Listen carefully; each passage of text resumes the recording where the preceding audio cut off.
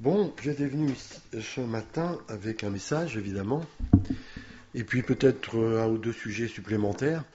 Et le temps que je viens de passer avec vous, j'ai trois, quatre sujets en plus. Donc, effectivement, je ne sais même pas si je vais pouvoir m'en rappeler. Mais de toute façon, c'est sûr que j'aurai pas le temps de développer ce qui bouillonne. D'abord, bonjour à vous tous, je n'ai pas serré la main. Pardonnez-moi de ne pas vous avoir embrassé, mais on a deux personnes qui doivent venir en plus, mais il y a le Covid qui refait son apparition. Donc on a pris nos précautions, nous on ne l'a pas normalement, mais la période d'incubation a toujours des doutes, donc on essaye quand même de garder un petit peu les distances, d'autant qu'on n'est pas encore euh, vacciné. Ça sera enfin pour nous cette semaine. Voilà, donc bonjour à vous tous et merci beaucoup pour votre amour fraternel. Et une des pensées que j'ai eues pendant que nous parlions, enfin pendant que dans le début de ce culte, j'ai remarqué déjà, vous savez, le Seigneur nous parle de diverses manières, dit la parole. Mais évidemment, quelles que soient les manières dont il nous parle, il arrive parfois qu'il nous parle à travers un inconverti, à travers la télé. Vous voyez, Dieu travaille nos esprits. Mais quoi que nous recevions de lui, il faut toujours que ce soit dans la conformité à la parole de Dieu, le base, évidemment. Et Dieu m'a déjà parlé à travers vous, à travers ce que j'ai ressenti, à travers vos attitudes, l'attitude des anciens. Et il y a un mot qui ressort un peu, qui est ressorti, je me sens bien, à cause aussi de votre simplicité. C'est pas un verset sur lequel, un mot sur lequel on prêche, et il n'y en a pas beaucoup dans la Bible, le mot simplicité, mais j'ai repensé à un mot, à ce mot, qui se trouve dans 2 Corinthiens 11, et je vais vous le lire. Toutefois, de même que le serpent séduisit Ève par sa ruse, je crains que vos pensées ne se corrompent et ne se détournent de la simplicité à l'égard de Christ. De la simplicité à l'égard de Christ. Donc c'est extrêmement important, quelles que soient les conditions sociales dans lesquelles on se trouve, le bagage qu'on a, petit ou grand, de rester véritablement humble et simple. Simple. D'ailleurs, Jésus aussi, tiens, ça me fait penser à un autre texte. Soyez simples, prudents comme les serpents et simples comme les colombes. Donc j'ai ressenti ça chez vous, je me sens bien, et je vois que ça vit. J'ai entendu de l'organisation, voilà, un certain nombre de choses.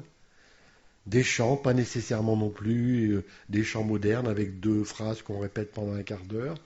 Non, non, mais il y a aussi des chants anciens, qui, j'espère qu'il y en a d'autres aussi, je le pense, qui ont une certaine valeur aussi de compréhension profonde.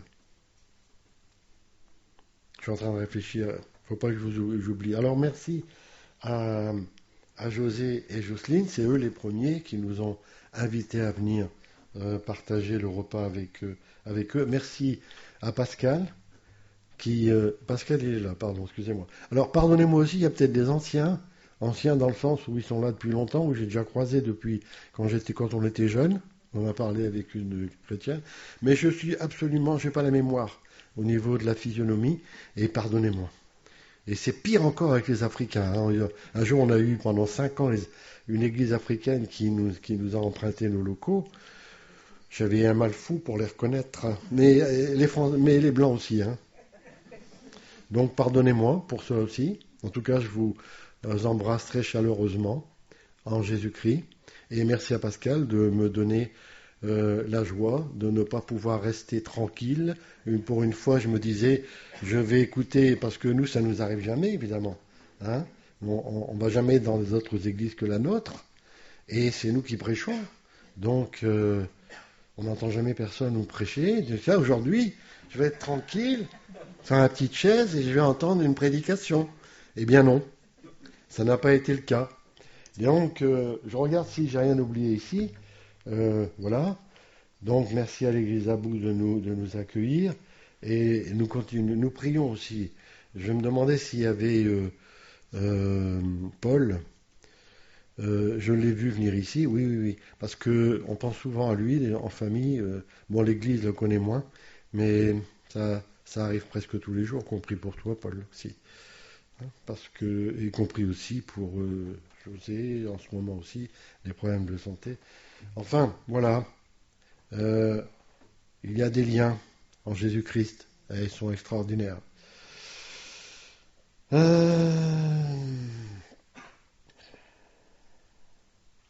oui, il faut encore que je vous dise autre chose. Il y a des choses que j'oublierai, mais c'est pas grave. On a chanté 2 chants. Le premier, c'était Jeunes et vieux se réjouiront ensemble. Et le deuxième, vous bondirez de joie. Bien ça j'ai pas oublié. Et on a lu aussi, notre frère nous a lu le texte d'Ésaïe.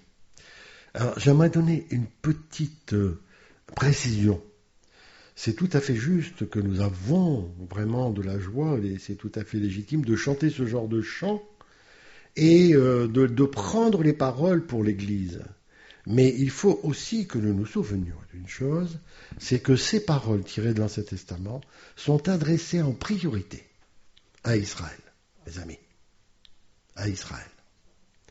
Et précisément, elles concernent le millénium. Donc, on ne va pas rentrer dans ces considérations bibliques-là, mais le millénium doit arriver après la venue de Jésus-Christ sur la terre. Le millénium fera partie de son royaume sur terre. Et donc Israël va retrouver tout ce qu'elle n'a pas pu obtenir à cause de ses infidélités, mais ça, peut-être qu'on en parlera un peu tout à l'heure. Elle va en trouver, en tout cas, il suffit simplement de résumer, comme un événement qui n'est jamais arrivé dans l'histoire des hommes, c'est que cette nation, il ne restera plus qu'un tiers. Après l'envahissement des nations contre elle, et le vouloir la détruire encore une fois, mais ça n'a pas arrêté depuis Abraham, depuis 4000 ans, qu'on veut détruire Israël, parce que, comme l'Église d'ailleurs, l'Église fidèle, elle n'est pas reçue de ce monde, parce que c'est le témoignage de Dieu, c'est la représentation de Dieu sur terre, et le diable sait, voyez-vous. Et donc, en un jour, la Bible nous dit que la nation de Dieu, le peuple de Dieu, va se convertir en un jour. Le tiers qui restera de ce peuple. Vous imaginez ? Ça va être extraordinaire. Car ils verront Jésus revenir, là, sur le mont des Oliviers. Et ils reconnaîtront leur Messie. Et étranglés par cette harde d'antisémitisme et de haine des nations qui vont montrer pour éliminer Israël, ils vont trouver le salut, non pas seulement le salut terrestre, mais le salut pour l'éternité, car ils vont tous se convertir en un jour, selon Romains chapitre 11. Mes amis, j'aimerais qu'on prenne deux minutes. Une des grandes infidélités de l'Église générale, depuis 2000 ans, c'est d'oublier Israël. Ou c'est pire que ça, de rejeter Israël, de lui remettre même la faute, de déicide, de considérer que ce sont eux qui sont les responsables de la mort de Jésus, etc. Donc, n'oublions jamais Israël. Et vous connaissez les événements qui sont en train de se produire depuis 2 jours. Je pense qu'il est bon que nous prions quelques instants. On ne fait pas une minute de silence, nous, c'est pas un silence, quand j'ai rien contre, ça pourrait se faire, mais on prend ce silence pour prier, si vous voulez bien. Nous allons prier pour Israël. Seigneur notre Dieu, que ce qui arrive à Israël, ce n'est pas d'aujourd'hui, l'histoire nous apprend, mais l'histoire aussi biblique, qu'Israël a été chahuté tout au long de son existence, et parfois à cause de ses profondes infidélités, mais aussi parce qu'il suscite l'antisémitisme de toutes les nations, que ce qui lui arrive aujourd'hui, nous le croyons dans ta souveraine providence, entre dans l'exécution de tes desseins à son égard et de l'exécution aussi de tes prophéties. Seigneur, fais concourir toutes choses, car personne ne délogera plus Israël de son pays. Et nous aimons Israël parce que c'est notre tronc, c'est notre racine. Nous aimons Israël parce que celui qui bénira Abraham, celui qui bénira sa postérité sera béni de l'Éternel, et celui qui maudira sera maudit. Seigneur, agis dans cette souffrance extrême. Et ces souffrances passées, tu vas devoir redemander compte à tous ceux qui ont fait souffrir Israël. Mais Seigneur, sois avec ton peuple. Malgré son infidélité persistante à ton égard, toi tu demeures fidèle et tu vas accomplir tes desseins, parvenir ce que tu n'as jamais pu à une nation totalement et complètement convertie. À toi la gloire, Seigneur. Amen. J'ai pensé aussi dire quelques mots en ce qui concerne l'évangélisation. L'évangélisation, ça veut dire qu'on parle à des gens qui sont peut-être pour la première fois ou qui sont nouveaux, qui n'ont pas pris le baptême selon la Bible, qui ne savent pas ce que ça veut dire une conversion, une repentance, etc. J'aimerais dire à ces personnes, s'il y en a parmi nous, en 2 mots, approchez-vous de Dieu, il s'approchera de vous. Ce qui était prêché ici dans cette salle et partout où on a découvert que le seul livre par lequel Dieu nous parlait, c'était la Bible. Ce que l'on vous dira ici, ce n'est pas une religion. C'est vraiment la révélation de Dieu se fait connaître à travers sa parole. Et il nous explique tout ce dont nous avons besoin à travers l'enseignement de Jésus, mais aussi de tout le Nouveau Testament, et même de l'Ancien. Il nous explique les raisons de notre vie, d'où nous venons, le sens de notre vie, qu'est-ce que nous sommes venus faire sur terre, pourquoi ces injustices, c'est pas vrai, enfin, toutes les pourquoi qu'on se pose, enfin, pas tous, il en reste encore des questions qu'on peut se poser, mais les grands principes sont là, Dieu nous répond, et il nous dit pourquoi la mort. Il nous dit pourquoi l'injustice. Il nous dit aussi qu'un jour, tout ceci va disparaître. Voyez-vous ? Parce que le centre, la raison profonde, principale, c'est que Jésus soit venu sur terre, le Fils de Dieu, pour nous sauver. Mes amis, je ne sais pas s'il y en a parmi nous, approchez-vous, continuez de vous approcher, revenez. Approchez-vous de Dieu et il s'approchera de vous. Si vous aimez l'amour, si vous aimez la justice, si vous aimez la vie, si vous aimez la vérité, si vous aimez tout ce qui est beau, approchez-vous du Seigneur Jésus-Christ et de sa parole. Vous n'êtes pas seul, c'est compliqué. Il ne faut pas dire aux gens qui lisent la Bible, bien sûr qu'on le dit, et je le redis toujours, mais ils ont parfois et très souvent besoin d'accompagnement. Laissez-vous accompagner. Mais Dieu se fait connaître, véritablement. Et il fait connaître le chemin sur lequel vous devez marcher. C'est un nouveau chemin. Voilà, j'en dirai pas plus. Je ne sais pas où vous en êtes avec le Seigneur, avec la foi, avec l'espérance, avec ses raisons existentielles. Pourquoi la mort ? Qu'est-ce qu'il y a après la mort ? Où va finir ce monde ? Vous voyez comment le monde fonctionne aujourd'hui. Comment ça va finir tout ça ? La Bible répond à toutes ces questions. Et donc, venez écouter la parole de Dieu. Ça n'est pas une religion. C'est Dieu qui nous parle à travers la Bible.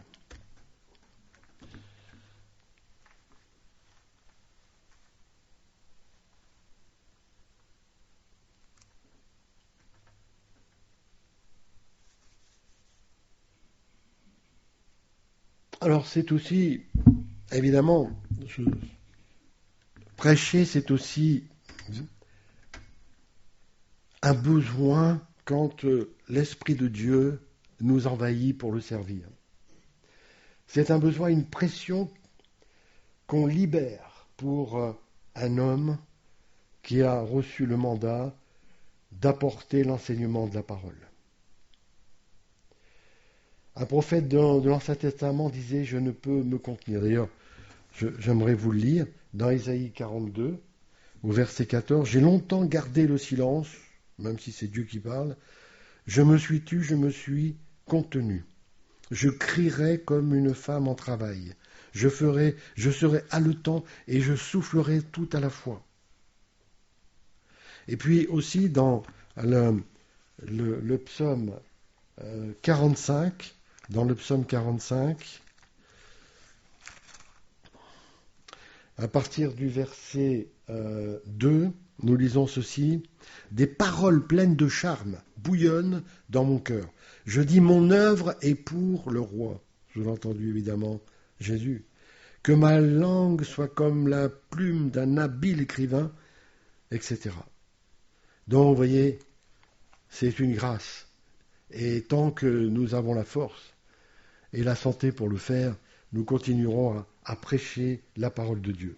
La parole de Dieu et ses sujets sont tellement vastes que choisir. En priant et en méditant, c'est le chapitre 1, excusez-moi aussi, je n'ai pas voulu, comme je le fais d'habitude, apporter un message libre.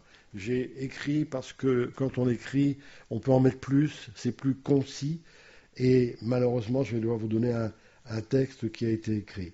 Donc, la base de notre méditation ce matin sera 1 Corinthiens, au chapitre 13, un texte que vous connaissez évidemment fort bien. C'est le chapitre 13 de 1 Corinthiens. « Quand je parlerai les langues des hommes et des anges, si je n'ai pas l'amour, la charité pour d'autres traductions, je suis un airain qui résonne comme une cymbale qui retentit. Et quand j'aurai le don de prophétie, la science de tous les mystères, sur le plan même spirituel bien sûr, et toute la connaissance, j'ai entendu biblique, quand j'aurai même toute la foi jusqu'à transporter les montagnes, si je n'ai pas l'amour, je ne suis rien.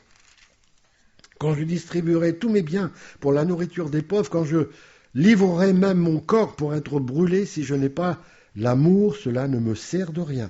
L'amour est patient, plein de bonté, elle n'est point envieuse, il ne se vante point, il ne s'enfle point d'orgueil, il ne fait rien de malhonnête, il ne cherche pas son intérêt, il ne s'irrite pas, il ne soupçonne point le mal, il ne se réjouit point de l'injustice, mais il se réjouit de la vérité. L'amour excuse tout, croit tout, espère tout, supporte tout. L'amour ne périt jamais. Les prophéties prendront fin, les langues cesseront, la connaissance disparaîtra, car nous connaissons en partie, prophétisons en partie, mais etc. Donc l'amour est éternel. Alors voilà la base de ce texte. Vous remarquerez la similitude entre ce texte et puis cet amour et ses dérivés, ses fruits, on peut dire. Et les fruits du Saint-Esprit que nous trouvons dans Galates chapitre 5, verset 22, où là il est question d'amour aussi, il est question aussi de patience, la même chose, de joie aussi, dans Galates 5, sauf qu'ici dans 1 Corinthiens 13 on parle de la joie de vivre la vérité, vous voyez, il y a quelque chose de plus, de la bonté, la même chose aussi, et puis après toutes les pétales de l'amour, la bénignité, la douceur, la tempérance et la fidélité qu'on n'a pas dans 1 Corinthiens 13. C'est assez formidable de mélanger ces deux textes ensemble. Ils ont donc en commun amour, bonté, joie, patience. Première remarque, c'est une description, mes amis, parfaite de la nature divine. Avant de parler de nous, il faut dire que ce texte reflète l'amour de Dieu. D'abord, la Bible dit que Dieu est amour. Difficile à imaginer. Donc il est rempli, est-ce qu'on peut dire, d'un amour, mais d'un amour particulier. Parce que le mot amour est tellement galvaudé. Et l'amour humain a des ressemblances, des similitudes parfois, mais s'en éloigne énormément d'autrefois de l'amour de Dieu. Et autrement dit, si je n'ai pas... Pourquoi la Bible nous dit à nous chrétiens que nous devons réaliser que c'est l'un des dons, le don spirituel, le don qui provient du Saint-Esprit, mais aussi de la parole, nous le verrons. C'est le don que nous devons acquérir par excellence et en priorité. C'est ce que nous venons de lire. Parce que Dieu est cela. Et ce ne sont pas nos efforts seuls qui pourront amener cet amour-là dans nos vies, dans nos cœurs, mais c'est l'Esprit de Dieu. Vous voyez ? Donc, premier élément, distribuer ses biens pour nourrir les pauvres. Ça, c'est extraordinaire, vous imaginez. Distribuer les biens pour la nourriture des pauvres. Si je n'ai pas l'amour, cela ne me sert de rien. L'aide sociale, je fais quand même une petite parenthèse, a pris une importance grandissante dans beaucoup d'églises depuis une cinquantaine d'années. Et elle est même devenue, depuis une dizaine d'années, pour certaines églises, une œuvre presque obligatoire. Sinon, on se sentirait coupable. Et même aussi, parfois, jusqu'à un dogme biblique, s'appuyant sur un certain nombre de textes dont le sens est déformé. Ce n'est pas le moment maintenant que je m'étende là-dessus en détail. Ça va nous éloigner d'une autre. Faire du bien aux pauvres avec discernement n'est pas une déviance biblique en soi. Quand cette action reste une œuvre secondaire, c'est toute la Bible, tout l'enseignement du Nouveau Testament qui nous enseigne cela. Et qu'elle ne doit pas empiéter sur les deux rails missionnaires de l'Église, la mission, le mandat de tous les chrétiens. Ces deux rails sur lesquels il faut rester fondamentaux, des rails fondamentaux, c'est l'évangélisation, mes amis, et l'édification. Je sais que c'est deux choses très compliquées. Il suffit de voir le résultat qu'on a. Vous savez, nous, ça fait, par exemple, maintenant, depuis 25 ans, on avait eu une conversion il y a 25 ans, suite à l'évangélisation. Depuis 25 ans, par l'évangélisation en tout cas, il n'y a plus aucune conversion. Donc, c'est extrêmement encourageant pour se décourager, c'est extrêmement parlant pour nous dire à quoi bon. Mais jusqu'au bout, et sans rechercher systématiquement des conversions, parce que quand on évangélise, on annonce l'évangile, et quels que soient les effets, jamais il est dit annoncer l'évangile et puis il faut qu'il y ait une réponse. Et après c'est bien, mais s'il n'y a pas de réponse, non, continuons jusqu'au bout ces deux rails, l'édification de l'Église et l'évangélisation. Ça doit rester, c'est dommage pour les églises qui sont sorties de ces deux rails. Faire du bien aux pauvres avec discernement, ok, mais ces deux rails sont là. Et ne doit pas supplanter, empiéter, remplacer l'édification et l'évangélisation. Fastidieux aussi, très compliqué l'édification. On va y venir. L'amour, ce n'est pas non plus donner son corps à brûler, nous dit la Bible. C'est un don de l'esprit. Ça vient de Dieu. L'amour de Dieu, nous dit un texte, est répandu dans nos cœurs par le Saint-Esprit, dans Romains. Et cet amour est conforme, comme on vient de le dire, à la nature de Dieu, mais aussi à sa volonté. Elle découle, c'est l'expression de sa volonté d'aimer. Il ne peut pas s'empêcher d'aimer. Et c'est dans sa nature. Il est amour. Mais forcément, sa volonté, tout son désir de faire, ses intentions, sont guidées par l'amour. Voyez-vous ? Mais attention, je vais prendre un exemple. Dieu a tant aimé le monde, on l'a entendu tout à l'heure, c'est-à-dire les hommes qui sont dans le monde. Mais la manière de vivre de tous les hommes pécheurs que compose ce monde et l'échafaudage de leur système, cela Dieu les déteste. Parce que Dieu est divorcé de ce monde. Quand on regarde le déluge, il a regretté d'avoir fait l'homme, imaginez.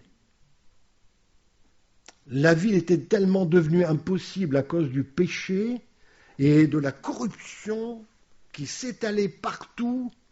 Il n'était plus possible de faire naître des enfants dans un monde où il n'y avait plus aucune joie, aucune paix, aucune sécurité, aucun bonheur à cause de ce péché qui s'était répandu, qui avait corrompu toute l'humanité. Dieu a dû en mettre un terme. L'amour du monde, dit la Bible, est inimitié, c'est-à-dire hostile à Dieu. On ne peut aimer le monde et aimer Dieu, nous dit la Bible. C'est incompatible. Avoir en soi, nous dit la Bible, les sentiments qui sont en Jésus-Christ, ça veut dire, c'est avoir dans le cœur aussi cette sorte d'hostilité à cette manière de vivre. C'est aussi, en plus, bien sûr, avoir d'autres éléments d'amour. On ne peut pas développer tout ça ce matin, mais parlons de l'amour de l'Église pour mes frères. Au point, nous dit la Bible, de donner sa vie pour eux. C'est une priorité. Nous allons les voir. Vos frères ne sont pas vos amis. Ceux que vous auriez choisis, ce ne sont pas ceux qui sont autour de vous. Et il se pourrait même qu'il n'y en ait pas un seul que vous auriez choisi comme ami.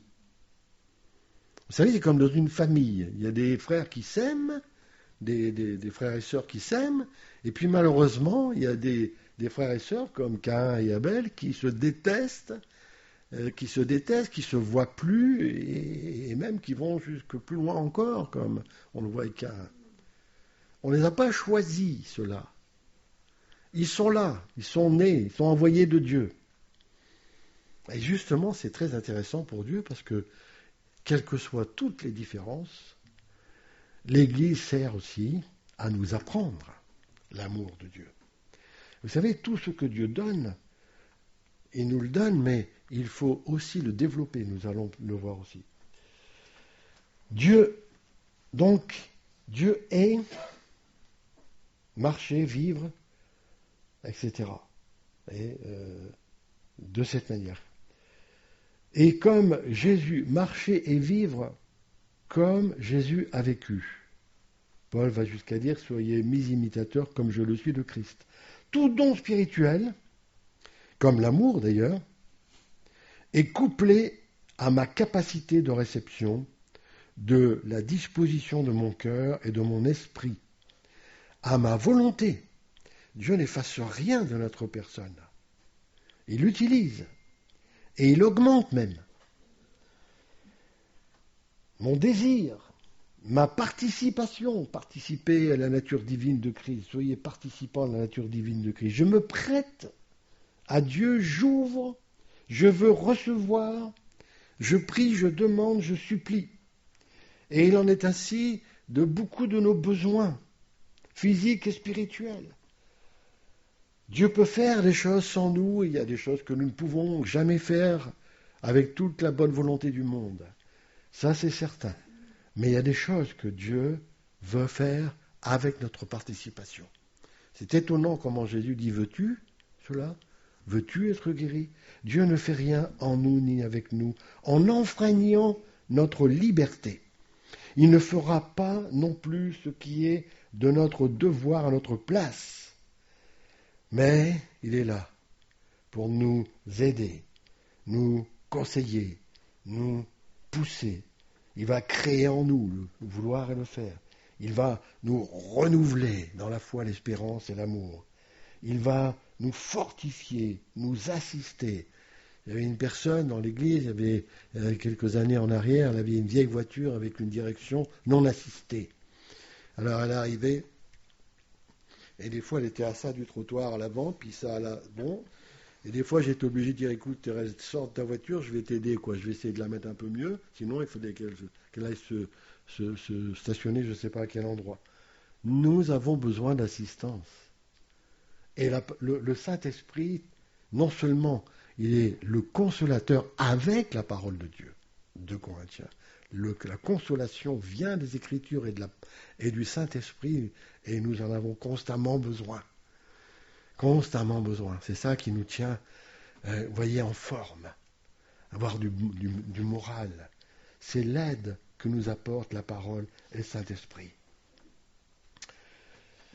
Donc il nous conseille, il nous fortifie, il nous assiste. Tout cela selon les directives bibliques. J'avance dans ce que Dieu veut.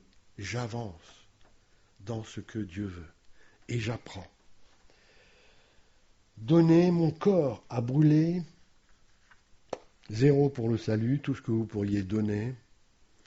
Pour votre salut, c'est inutile. Pour son service, aussi dans le sens de mériter quoi que ce soit. Ce n'est pas ce que Dieu veut. Selon le monde, pourtant, vous voyez, l'un des sommets de l'amour, c'est donner sa vie pour la patrie, mais pas pour le chrétien. Parce que d'abord, sa patrie prioritaire, c'est le royaume de Dieu. Il n'est qu'un étranger et un voyageur sur la terre. Et ce royaume de Dieu, mes amis, on le voit toujours au futur, mais rappelez-vous, Jésus a dit, il est là. Il est au milieu de vous. Déjà en sa personne, là où 2 ou 3 sont assemblés, je suis là. Le royaume de Dieu, c'est l'Église. Extraordinaire, vous réalisez le privilège que vous avez d'être rentré ici ce matin, dans le royaume de Dieu, en gestation, en embryon, en formation, à l'école du maître. Bien sûr, nous avons tout à apprendre et à progresser jusqu'au bout, mais c'est déjà le royaume de Dieu. Jésus n'a pas dit « je suis là avec le monde entier pour faire toutes sortes de choses dans le monde, pour apporter du bien, etc. » Non, là où 2 ou 3 sont assemblés, mais qui connaissent le nom de Jésus, qui se réfèrent à son identité. Vous savez, quand on parle de nom dans la Bible, nous, ça ne nous saute pas aux yeux, on n'est pas des Hébreux. Mais le nom signifie toujours derrière une identité. Il y a plein de gens. Il y a même des occultistes qui s'adressent à Jésus. Toutes les religions chrétiennes du monde et même les sectes s'adressent à Jésus. Mais ce n'est pas le même Jésus. Si vous adressez à Jésus sans avoir derrière la personne réelle de Jésus, vous adressez à un nom. Vous n'adressez pas à Jésus, véritablement. Il faut que cette identité prenne sa place véritablement en vous par la parole de Dieu, mes amis. Attendez, j'ai perdu. L'amour n'est donc pas dans... Donc, on réalise déjà, vous voyez, qu'est-ce que c'est que l'amour de Dieu, déjà présent parmi nous, dans l'Église. L'amour n'est pas dans le communisme, car Dieu ne l'aime pas. L'amour n'est pas dans une tolérance sans frein. Tolérance, oui, mais pas sans frein. Elle n'est pas dans une complaisance et une compromission avec ce que Dieu n'aime pas, avec ce que la Sainte Doctrine nous enseigne.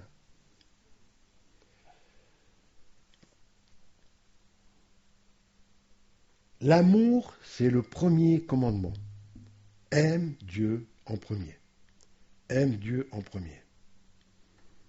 Comment aimer quelqu'un qu'on ne connaît pas assez? Plus on le connaît, plus on l'aime.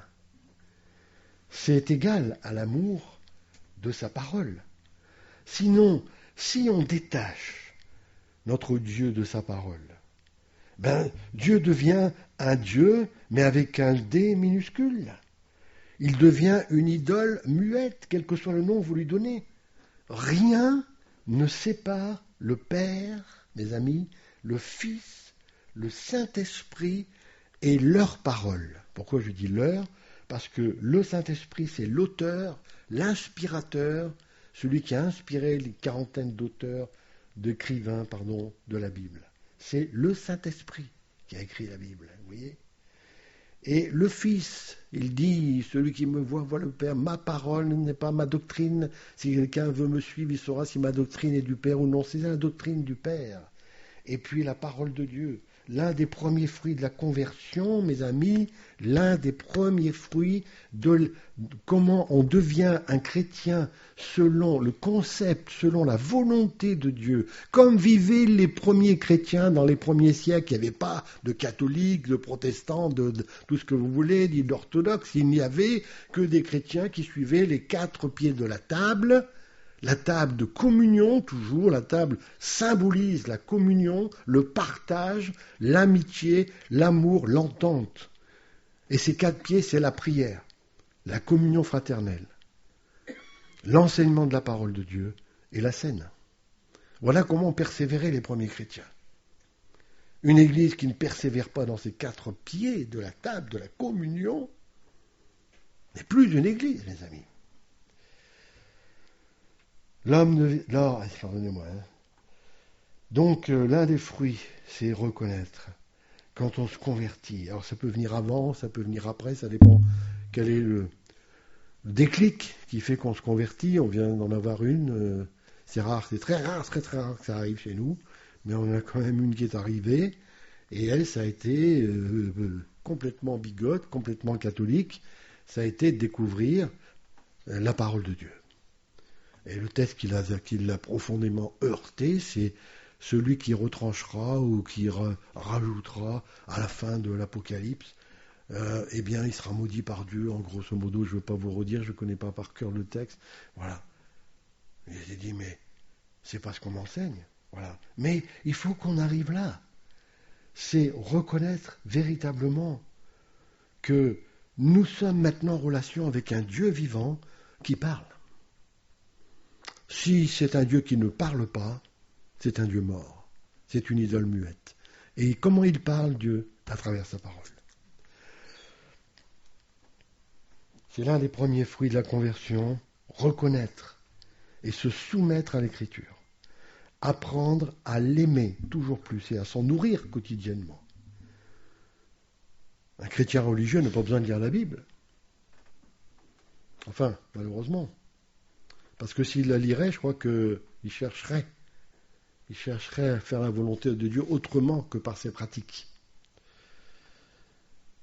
Mais quelqu'un qui s'est converti véritablement, qui est devenu un chrétien au sens où Jésus l'entend, faites des chrétiens parmi toutes les nations, faites des disciples, c'est-à-dire des gens qui soient disciplinés, qui me suivent, et enseignez-leur à observer tout ce que je vous ai prescrit. L'homme ne vivra pas de pain, vous le savez. Son âme, sa nouvelle vie en Christ, n'a qu'un seul élément pour la nourrir, c'est cette parole.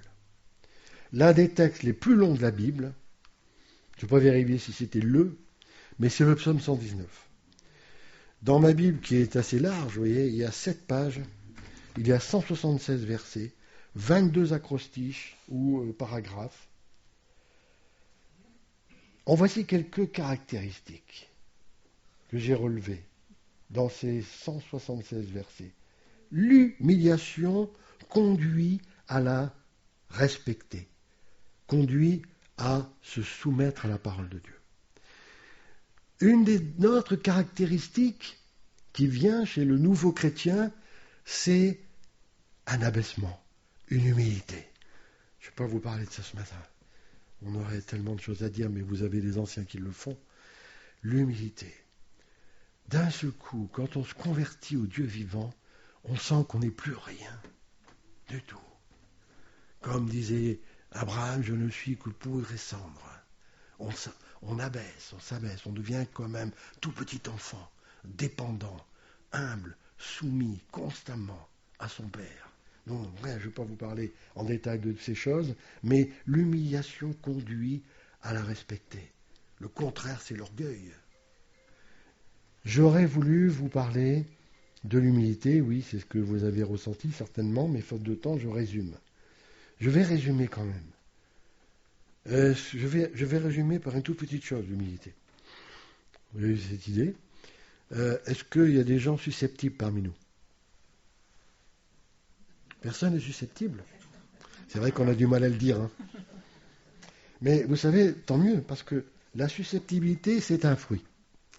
Mais c'est un mauvais fruit. C'est un fruit de la chair.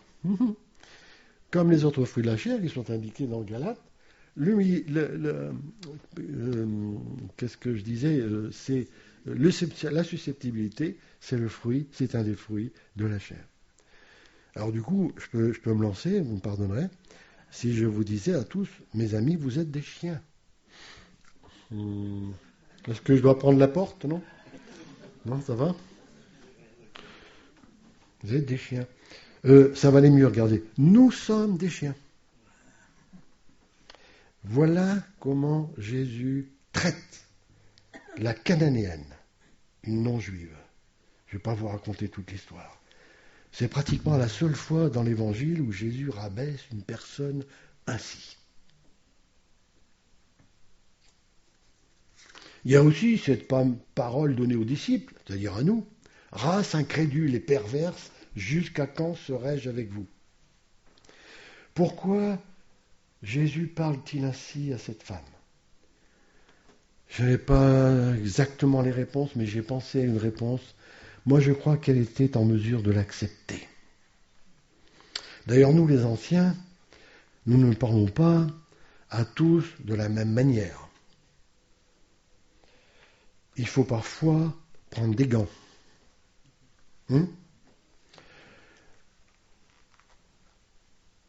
Mais mes amis, plus on est capable d'encaisser, vous connaissez cette histoire, je ne veux pas en revenir, il n'est pas bon de prendre ce qui appartient aux enfants et de le donner aux petits chiens.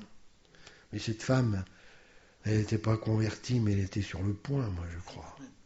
Elle n'a même pas réagi, elle a dit, bon, ben, c'est pas grave, il m'appelle un petit chien, moi ce que je veux, c'est qu'il m'obtienne ce que je lui demande, c'est que j'obtienne ce que je lui demande. Et elle s'est abaissée. Et elle s'est dit, bon ben moi je me contente des petites miettes, voyez, bon, vous connaissez l'histoire. Plus on est capable d'encaisser, mes amis, plus notre vieil Adam, parce qu'on a tous en nous un vieil Adam, est mort. Vous pouvez dire et faire ce que vous voulez à un mort. Il ne va pas réagir, il est mort. Voilà un aspect, simplement, je ferme ma parenthèse, de l'humilité. Et donc il est dit, je rappelle, Psaume 119, l'humilité respecte la parole de Dieu. Petit enfant. Il ne s'agit pas de redevenir, si on veut marcher avec Dieu, si vous voulez vous convertir et redevenir un petit enfant, pour des nouvelles personnes, mais c'est de le rester. De rester simple et de rester un petit enfant. On ne s'humilie pas pour grandir. Parce que c'est une fausse humilité. On s'humilie ou on cultive l'humilité pour rester toujours humble. C'est un apprentissage. Ce sont des éléments qui peuvent venir à notre conversion, plus ou moins, ou qui viennent après. Mais l'humilité est un deuxième point. La repentance, mes amis. On pense toujours à la repentance au niveau de la conversion. C'est terminé maintenant. Non. Cultivons constamment jusqu'à la fin du dernier jour un état d'esprit de repentance. Je ne vais pas vous expliquer pourquoi, etc. Non. Mais c'est tellement important de cultiver cet esprit de repentance pour que Dieu travaille. Deuxième point, l'immuabilité de la parole de Dieu. Et vous connaissez Jésus qui a repris « Le ciel et la terre passeront ». Et je dis malgré que la connaissance ne sera plus nécessaire. Mais elle restera. Le ciel et la terre passeront, mes paroles ne passeront point. Ensuite, troisième élément, on retrouve au Psaume 119, c'est l'occupation journalière. Repasser, méditer. Quatrièmement, c'est la parole. La parole nous dit que elle vient du cœur de Dieu. Jésus a dit, c'est de l'abondance du cœur que la bouche parle de l'homme, mais c'est aussi pareil pour Dieu. Voyez-vous? La parole de Dieu, c'est le cœur du Père. Ça vient de son cœur. Ensuite, il dit la parole donne de l'intelligence, heureusement pour moi, parce qu'au départ, c'était pas gagné du tout, je vous le dis, moi. Hein. J'ai commencé ouvrier à 14 ans dans les usines, et vous savez ce qui m'a instruit, enfin, petitement encore, mais ça a été la parole de Dieu dans tous les sens du terme, comme le dit le psaume 119. Et donc une intelligence spirituelle qui nous permet de comprendre Dieu et les choses de Dieu. Et sixièmement, elle apprend aussi la parole, la crainte de Dieu. Septièmement, la protection de Dieu. L'amour se réjouit. Alors, on arrive au troisième, mais je ne sais pas, qu'est-ce qui me reste? C'est bon? On s'arrête? On va être obligé parce qu'il me reste encore 4-5 pages. Hein, vous vous rendez compte. On s'arrête? Non? Dites-le moi, hein, franchement. Hein, c'est pas grave. Hein. Un pasteur charismatique m'a dit un jour, toi tu es un bibliste. Hic. Dans sa bouche, ça ne l'était pas, ça ne l'était pas, mais je l'ai pris comme, ça n'était pas un compliment, mais je l'ai pris comme tel.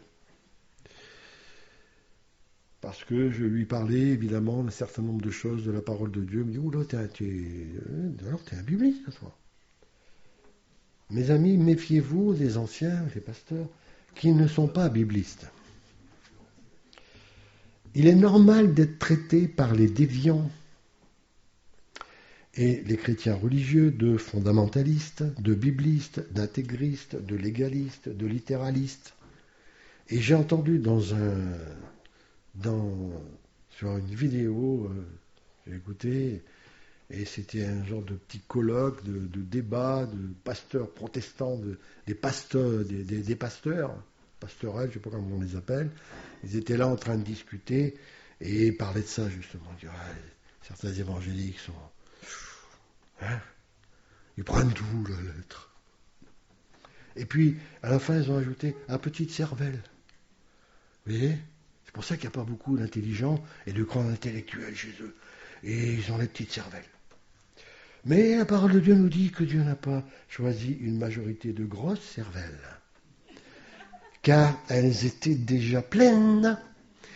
Et celles que l'on a été, celles qui l'ont été, comme l'apôtre Paul par exemple, ont accepté d'être vidées. Ça, c'est encore un handicap. On pourrait faire un message aussi sur « Heureux vous qui êtes pauvres, malheur à vous qui êtes riches ». Dans l'épître de Jacques, non, c'est pas le texte, vous savez, « Malheur aux riches et aux moissonneurs ». Non, c'est pas le texte de la fin des temps. C'est le texte où il est dit que plus on est pauvre, mieux c'est pour Dieu. Mais vous savez, c'est pas seulement une question d'argent. On va pas parler de ça maintenant. Donc, mais il y a aussi des petites cervelles, évidemment, il faut le dire, qui n'acceptent pas d'être vidées. Un chrétien charismatique m'a fait une autre remarque, similaire. En citant ce verset, la lettre tue, mais le Saint-Esprit vivifie. Et dans son esprit, puisque vous voyez qu'il y avait affaire à un bibliste, et c'était la Bible. La lettre tue, c'est la Bible. C'est la théologie desséchante. Vous voyez ? La théologie desséchante. Elle tue, mais le Saint-Esprit. Autrement dit, mon ami, moi, je marche avec le Saint-Esprit, il me conduit, tout ce que vous voulez. On ne va pas parler là-dessus longtemps, mais tu as intérêt peut-être à mettre un petit peu ces choses-là en veilleuse, mais la Bible un peu en veilleuse. Ouvre-toi au Saint-Esprit. C'est tellement plus commun, le Saint-Esprit. Et puis, ou plutôt ce que l'on croit être du Saint-Esprit, nous donne beaucoup de liberté et d'exaltation et beaucoup d'autres choses. Mais pas la Bible. La Bible, elle dessèche. Sauf qu'il confondait la Bible et la loi de Moïse. Si je fais de la loi la source de mon salut, elle me tue. Mais la parole de Dieu est vivante, plus tranchante qu'une épée à deux tranchants, enfin jusqu'au plus profond de notre âme. Vous arrivez à percer les os. Hein, moi, je ne sais pas, je ne connais pas les armes blanches, jusqu'où on peut aller. Mais dans ce fameux texte de l'Épître aux Hébreux, il est dit, elle pénètre à travers l'eau, dans la moelle, c'est-à-dire l'âme. La parole de Dieu est puissante. Elle est vivante, plus tranchante qu'une épée. Et c'est elle aussi, selon Pierre, un écrit de Pierre, qui m'a engendré, cette semence incorruptible qui m'a engendré. Il y a le Saint-Esprit, le baptême, qui m'a fait naître de nouveau.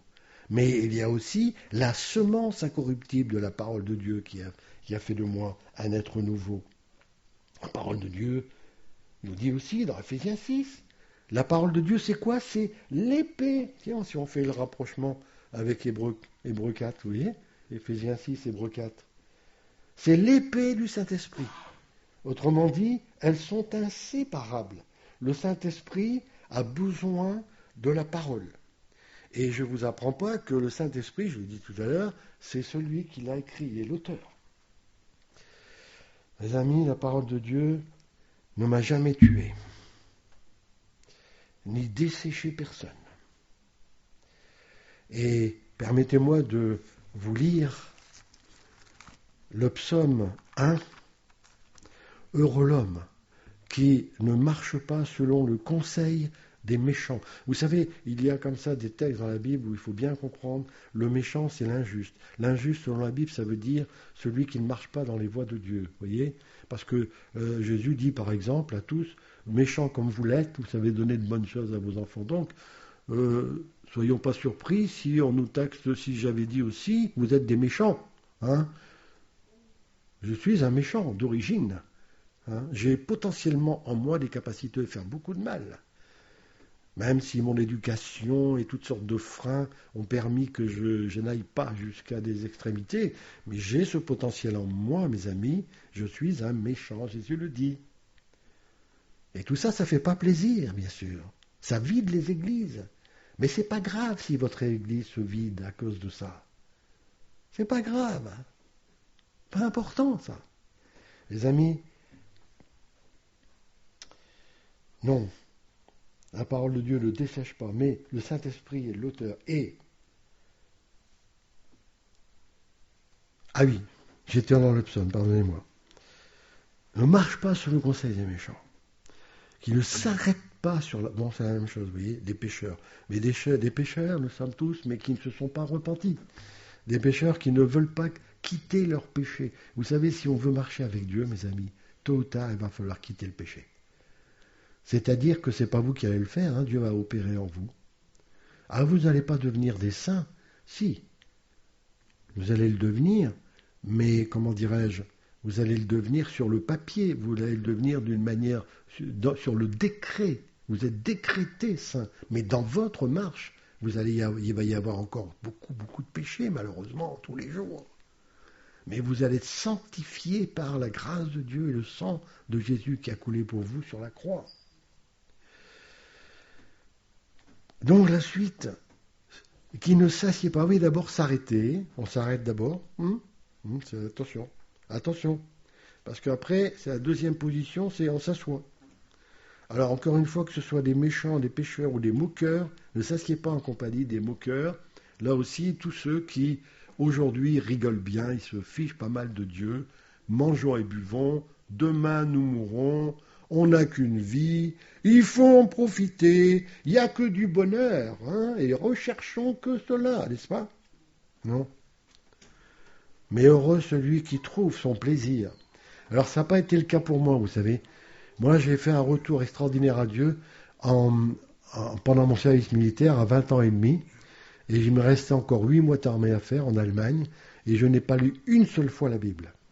Donc, je n'étais pas un intellectuel du tout, je ne suis certainement pas encore, mais que tout le monde se rassure. Avec la Bible, c'est pas comme avec un autre livre. Dieu peut vous aider à l'aimer. Dieu peut vous aider à la lire. Dieu peut vous donner du plaisir. En tout cas, c'est ce qu'il a fait avec moi au fil des ans. Et il peut le faire avec chacun d'entre nous, qui trouve son plaisir dans la parole de Dieu, qui la médite jour et nuit. Il est comme un arbre planté près d'un courant d'eau. Ouais, est-ce que c'est la parole de Dieu qui dessèche, qui donne son fruit en sa saison? Voilà. et dont le feuillage ne se flétrit point, donc il n'y a même pas d'hiver, il n'y a pas d'automne. Vous vous rendez compte d'une vie sans automne? Vous voyez? Il y a des gens qui arrivent à la fin de leur vie, j'ai 75 ans, hein. Bon, je ne m'en rends pas compte. Mais je suis comme avant, je crois que c'est Emmanuel qui a dit ça tout à l'heure, hein, ça aussi. Il a 50 ans, mais il ne le ressent pas, non. Parce que l'âme c'est une des grandes surprises que j'ai commencé à découvrir quand j'avais 50 ans, c'est que l'âme n'a pas d'âge. Alors les gens vous disent, oh là là, quelle tête qu'il a celui-là, il doit bien avoir 70 ans. Hein. Mais à l'intérieur, c'est un être qui ne vieillit pas, qui n'a pas d'âge. Vous comprenez? Et donc elle ne se flétrit pas. Cette vie nouvelle, renouvelée par l'esprit et la parole, cette vie qui n'a pas de... Parce que souvent, combien j'ai vu de personnes âgées, hein, quand j'étais plus jeune, qui étaient rabougris, qui s'aigrissait, qui étaient mal dans leur peau. Oh là là là là là là là là. Mais un chrétien, tout à l'heure j'ai entendu, il rajeunit comme l'aigle. C'est un texte d'Ésaïe, formidable, parce que il n'y a pas dans ce texte, mes amis, il n'y a pas d'automne, il n'y a pas d'hiver. Alléluia. Tant mieux, il y a des gens qui ont un certain âge ici. Alléluia. Il n'y a pas d'automne, il n'y a pas d'hiver. Se flétrit point. Et puis tout ce qu'il fait lui réussit. Ça, c'est vrai que je peux le constater dans ma vie. Tout ce que j'ai touché, le Seigneur a vraiment intervenu pour m'aider, à m'assister. Oui. Il n'en est pas ainsi de ceux qui ne veulent pas de Dieu, des méchants. Ils sont comme la paille que le vent dissipe. C'est pourquoi les méchants ne résistent pas au jour du jugement, ni les pécheurs dans l'assemblée des justes. Vous savez, dans l'Ancien Testament, on ne parle pas beaucoup de l'Église, mais il y a quand même un certain nombre de textes où il y a des allusions absolument pertinentes et vraiment à l'adresse de l'Église, comme ici les pécheurs dans l'assemblée des justes. Vous savez, il y a des fois des gens qui nous quittent, et bon, ça fait mal, on se pose des questions, etc. Oh là là, bon, et puis alors... attention parce que, bon, je ne vais pas parler de ça maintenant. Donc, ils nous quittent et puis voilà. Mais des fois, on se demande si finalement ils n'ont pas trouvé leur place de nous quitter. Parce que peut-être ça prémédité, ça médité depuis déjà un certain temps. Ils n'étaient pas à la bonne place. Ben, ça peut arriver. Je ne le souhaite pas, mais ça peut arriver, mes amis. Mais si on fait tout dans l'amour, pour le pardon, pour la grâce, pour supporter, me supporte, Dieu m'aide à me supporter, des fois j'arrive même pas à me supporter à cause que je suis encore un terrible pécheur et je me hais. Mais le Seigneur, des fois j'ai douté qu'il m'ait pardonné, mais au bout d'un certain temps, je dis Seigneur, tu me l'as fait, tu m'as pardonné, parce que tu me redonnes ton esprit, tu me redonnes la même volonté, la capacité de parler de ta parole, etc. Et donc, si on est... La patience et la tolérance, là, dans ce sens, oui. Si ton frère a péché 470 fois, 7 fois, 490 fois dans une seule journée, pardonne-lui, ça veut dire que, vous voyez, il y a toujours le lumignon et le roseau qu'il faut rechercher à faire repartir. Mais, vous savez, il n'y a jamais de redépart. Quand il manque d'humilité, quand il manque de repentance, quand il manque de soumission à la parole de Dieu. C'est ça parfois qui fait partir les gens, de soumission à la parole de Dieu. Quand les gens partent, il ne faut pas que ça soit pour autre chose, finalement, il faut revenir à ça. Mais ça n'a pas d'importance, c'est pas là. Hein. Donc, on termine, c'est pourquoi les méchants ne résistent pas, ni les pécheurs, dans l'assemblée des justes. Car l'Éternel connaît la voie des justes, et la voie des pécheurs mène à la ruine. Voilà, je suis sur ma fin, pardonnez-moi d'avoir déjà dépassé l'heure. Nous allons prier, si vous voulez bien, quelques instants. Seigneur, merci pour la patience que tu as donnée à cette Église d'entendre, d'écouter ta parole. Seigneur, nous avons tous été à l'écoute de ce matin de ta parole. C'est elle qui agit profondément dans nos cœurs. C'est elle qui nous a percutés pour nous convertir un jour. Ce ne sont pas les hommes qui nous ont convertis, c'est toi qui nous ont aidés à le faire. Et merci Seigneur parce que régulièrement, tous les jours et tous les dimanches, nous persévérons à recevoir ta parole. Qu'elle nous nourrisse, qu'elle nous rectifie, nous corrige, qu'elle nous éclaire, qu'elle nous avertit, qu'elle nous encourage, etc. Elle est là pour continuer de cheminer dans nos vies et de nous renouveler notre être intérieur. À toi soit vraiment toute la gloire. Amen.